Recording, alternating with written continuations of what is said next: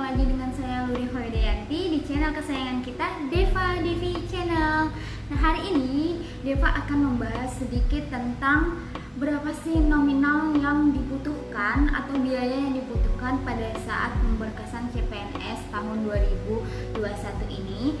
Nah, bagi teman-teman yang sudah dinyatakan lulus SKB dan SKD, semangat, perjuangan kita belum selesai, masih ada tahap pemberkasan. Nah, bagi yang belum bisa lolos di tahun ini, insya Allah tahun depan kita coba lagi dan insya Allah ada rezekinya. Oke, semangat. Nah, hari ini Deva akan membahas berapa sih biaya-biaya yang dibutuhkan pada saat pemberkasan di CPNS tahun 2021 ini. Nah, seperti video yang sebelumnya Deva bahas, ada beberapa surat-surat yang harus kita persiapkan. Nah, surat-surat tersebut tentunya membutuhkan biaya ya teman-teman. Jadi kita harus prepare dari sekarang biar nanti pada saat pemberkasan itu tidak kaget dengan biaya-biaya yang kita butuhkan pada saat itu. Nah, oke teman-teman, ada sebagian yang menanyakan, ini nanti biayanya bakal diganti atau gimana oleh pemerintah pada saat kita sudah dinyatakan CPNS. Bagi teman-teman yang bertanya seperti itu, biaya semua pada saat pemberkasan itu tidak akan diganti pada saat kita sudah dinyatakan PNS atau CPNS ya teman-teman.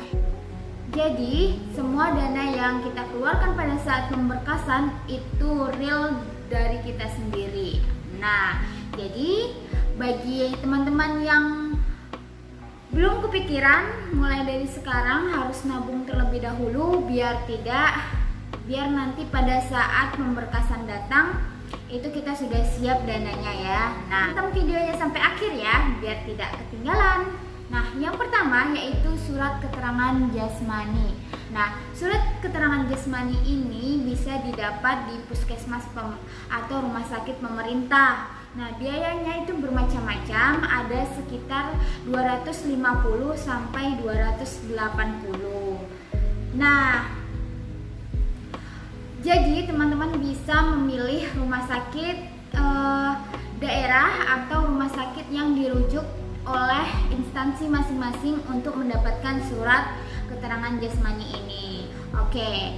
Nah, yang kedua yaitu surat keterangan sehat rohani. Ini beda harganya dengan yang jasmani, yaitu kalau rohani itu sekitar 170.000 sampai dengan 270.000. Nah, di sini teman-teman harus pintar-pintar ya memilih rumah sakit yang harganya lebih minim. Jadi kita bisa men-price biaya untuk pemberkasan ini teman-teman. Nah, jadi sebelum mencari rumah, sebelum melakukan tes kesehatan, nah kita bisa survei dulu di daerah masing-masing, di rumah sakit masing-masing mana sih biayanya yang lebih murah agar bisa meminimalisir biaya pada saat pemberkasan ini. Nah, oke. Yang ketiga yaitu ada surat bebas narkoba. Nah, surat bebas narkoba ini biayanya yaitu sekitar 100.000 sampai 150.000.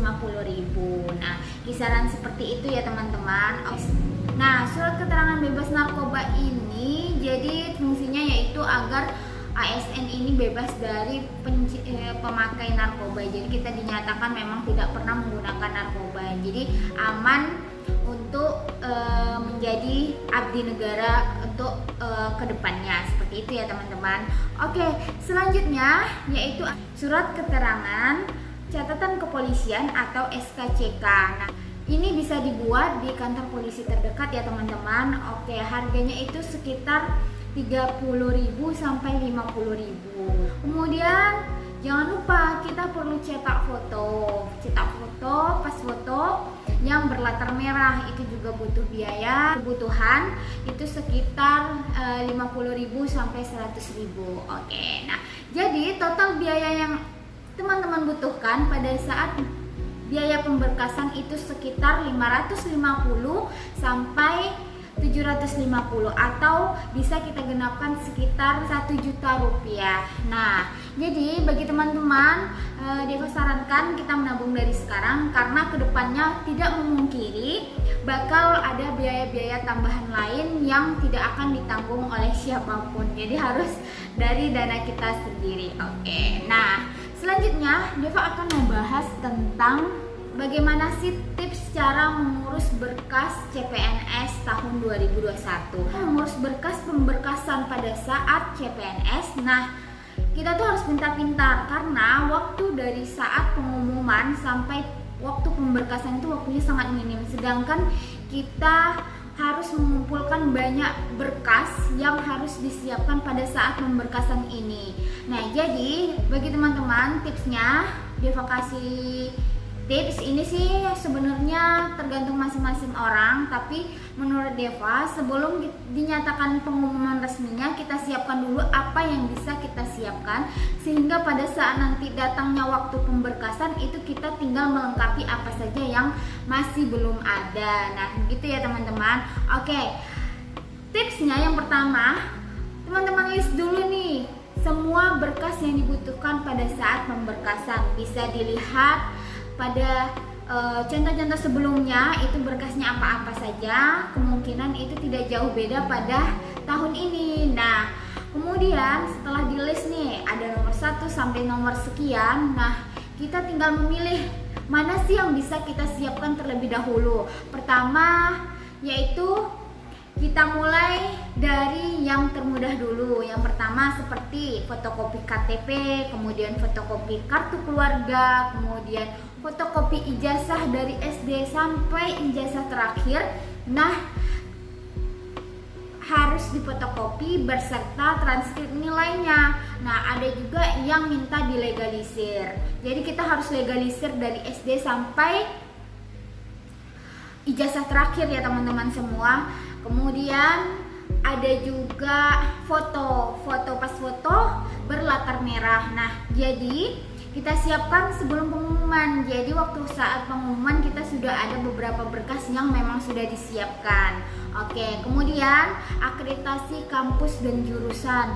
Nah, ini teman-teman harus dilegalisir ya teman-teman akreditasinya sesuai dengan pada saat kita lulus, bukan pada saat ini. Jadi teman-teman yang lulus pada tahun misalnya tahun 2015 ya akreditasi pada saat itu gitu, jangan akreditasi pada saat ini. Oke. Nah, kemudian surat lamaran yang kita buat pada saat pendaftaran awal kemarin, nah itu kita lihat lagi, kita teliti lagi, kemudian kita persiapkan. Ada yang instansi meminta untuk ditulis tangan, kemudian nanti diketik dengan, ada juga yang diketik. Nah, tergantung dari kebijakan instansi-instansi masing-masing ya teman-teman.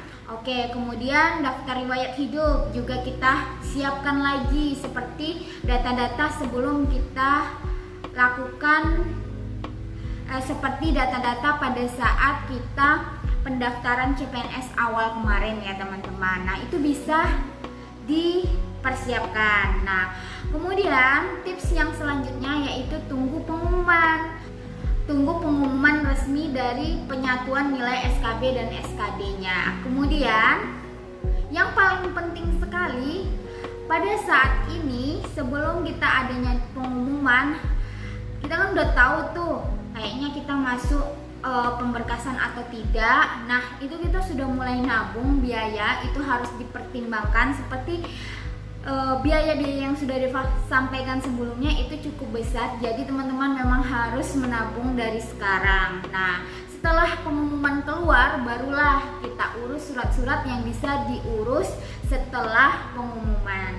Surat-suratnya apa aja? Nah, tadi kan sudah berapa berkas sudah kita siapkan. Nah, jadi yang harus dibuat surat setelah pengumuman yang pertama itu adalah surat kesehatan jasmani, kemudian surat kesehatan rohani, kemudian surat bebas narkoba, surat keterangan catatan kepolisian atau SKCK. Nah, itu kita urus setelah dilakukannya pengumuman, karena surat-surat tersebut ada batas waktunya. Jadi takutnya nanti kalau misalnya kita ngurus sebelum pengumuman, waktunya itu sudah lewat dari batas pemberkasan. Oke.